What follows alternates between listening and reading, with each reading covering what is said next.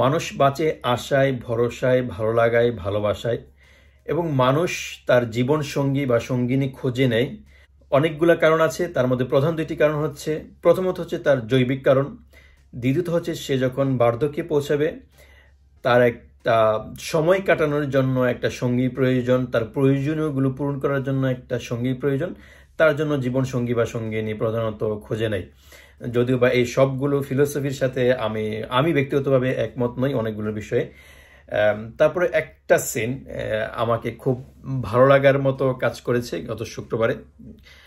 আমি প্রতিনিয়ত বলতে প্রতি সপ্তাহে আমি একটি শিডিউল করে আমি আমার বাসায় এবং আমার অফিসের মাঝখানে একটা অর্থোপেডিক্স হসপিটাল আছে, সেই হসপিটালে গিয়ে একটু দেখা করে আসি, ডাক্তারের সাথে কথা বলে আসি। জাস্ট কোনো কারণ নেই, ডাক্তারের সাথে কথা বলি, কিছু কথা বুঝি, কিছু বুঝি না, যেহেতু সে জাপানিজে বলছে, এবং মাঝে মাঝে ট্রাই করে আমাকে ইংলিশে বোঝানোর জন্য, আর মাঝে মাঝে আমার হাত পা ধরে টানাটানি করে। আমার কাছে ভালো লাগে, তার জন্য সপ্তাহে 2বার গিয়ে দেখা করি ডাক্তারের কাছে। সবসময় যে যাওয়া হয় তা না, কিছু কিছু সপ্তাহে আছে মাত্র একবার যেতে পারছে, অনেক সময় হয় যে পর 1-2 সপ্তাহ যেতে পারি নাই। এটা ডিপেন্ড করে আমি কতটুকু টাইম ম্যানেজ করতে পেরেছি। তবে আমার যেটা ভালো লাগার বিষয় ছিল যে আমার গত শুক্রবারে আমার কোনো শিডিউল ছিল না, জাস্ট আমার মনে হয়েছিল আমাকে এই মুহূর্তে আমার হসপিটালে যাওয়া দরকার। তখন আমি আমার অফিস থেকে ছুটি নিয়ে বেরিয়ে এসে পড়ছি শুক্রবারে। আমার একদম অফিস শেষ দিকে বোধহয় 3 ঘন্টা আগে, এবং শনি রবিবার ওই হসপিটাল বন্ধ থাকে, তার জন্য আমি 3 ঘন্টা সময় নিয়ে হসপিটালে চলে গেছিলাম। এবং যেহেতু আমার শিডিউল ছিল না, আমি ওয়েটিং রুমে ওয়েট করছি। আমার সামনে অনেকগুলা মানুষ, যেহেতু অর্থোপেডিক্সের হসপিটাল, অর্থোপেডিক্স মানে অর্থ দেয় এমনটা নয়, গেলে অর্থ রেখে দেয়। সেখানে অনেক বয়স্ক লোকরা নর্মালি থাকে ম্যাক্সিমামই, আমার যতটুকু আইডিয়া হয়েছে বা আমি যতটুকু এই পর্যন্ত দেখেছি। সেখানে আমার সামনে থেকে একটা বয়স্ক ভদ্র মহিলা, এবং তার চেহারা দেখে যতটুকু আমার আইডিয়া হলো তার বয়স প্রায় 80-র ঊর্ধ্বে হবে। সে অতোসান বলে আরেকজনকে ডাক দিচ্ছে। অতোসান মানে হচ্ছে জাপানিজে বাবা। তো একজন 80 ঊর্ধ্ব মহিলা, সে তার বাবাকে ডাকছে, তার বয়স কেমন হবে? আমি অতোসান ডাক দেওয়ার পরে মাথা উঁচু করে তাকাইলাম। তাকানোর পর যেটা দেখলাম যে না, যদিও সে বাবা বলেছে, তার বাবা বলে কোনো অংশে মনে হয় না। সে তার প্রায় সমবয়সী 80 ঊর্ধ্ব বয়স একজন পুরুষ এবং মহিলা, এবং তারা দুইজনে দেখলাম যে খুব ভালো হাঁটতে পারে না। নর্মালি আমাদের দেশে আমাদের বাবা মারা একটু অসুস্থ হলে আমরা নিজেরাই হসপিটালে নিয়ে যাই। জাপানে এরকমটা খুবই কমই হয়, যারটা শেষেই করে। খুব আস্তে আস্তে, মানে আমরা যেটা 1 কদম বা 1 পা দিয়ে যেতে পারি, সেটা দেখলাম যে 2-3 পা দিয়ে যাচ্ছে। আমার কাছে দেখতে খুব ভালো লাগলো। একটা মানুষ তার 80 ঊর্ধ্ব বয়স টুকটুক পিঁপড়ার মতো হেঁটে যাচ্ছে।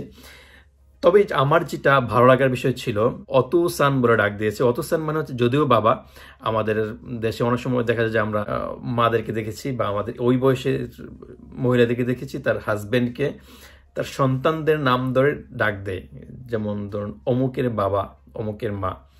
সেই অর্থে এখানে ব্যবহার করা হয়েছে। আমি যতটুকু তাদের কনভারসেশন যতটুকু শুনতে পেরেছি, তারা দুজন হাজব্যান্ড ওয়াইফ, এবং তারা একজন আরেকজনকে অমুকের বাবা, অমুকের মা ডাক না দিয়ে অতোসান, ওকাসান বলে ডাক দিচ্ছে।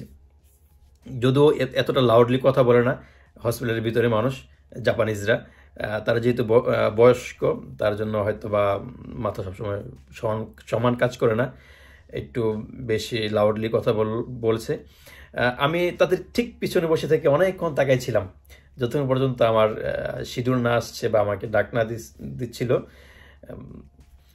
তাদের ভিতরে কি যে একটা কেমিস্ট্রি, একজন আরেকজনের প্রতি কেয়ারিং। সেখানে দুইজনই ছিল বৃদ্ধ, এবং কেউই কারো কাজ ঠিক মতো করতে পারছে না। প্রত্যেকে কারো কাপড় ঠিক মতো গুছিয়ে নিতে পারছে না, কিন্তু একজন আরেকজনকে সাহায্য করছে। আমার এই দৃশ্যটা খুব ভালো লেগেছিল। তখন আমি অনেকক্ষণ তাকিয়ে দেখেছিলাম তাদেরকে। আমি যতক্ষণ ছিলাম, মানে খুব নিবিড়ভাবে পর্যবেক্ষণ করলাম তাদের দুইজনকে। মানুষ যে শুধুমাত্র তার জৈবিক চাহিদা বা কিছু প্রয়োজনের জন্যই জীবন সঙ্গী বা সঙ্গিনী খুঁজে নেয়, সেমনটা নয়। মানুষ জীবন সঙ্গী বা সঙ্গিনী খোঁজার ক্ষেত্রে তার একজন আরেকজনকে, তার মনকে বুঝতে পারছে কিনা, সেটা হলো মুখ্য বিষয়। একজন আরেকজনের চোখের ইশারা বুঝতে পারছে কিনা সেটা মুখ্য বিষয়।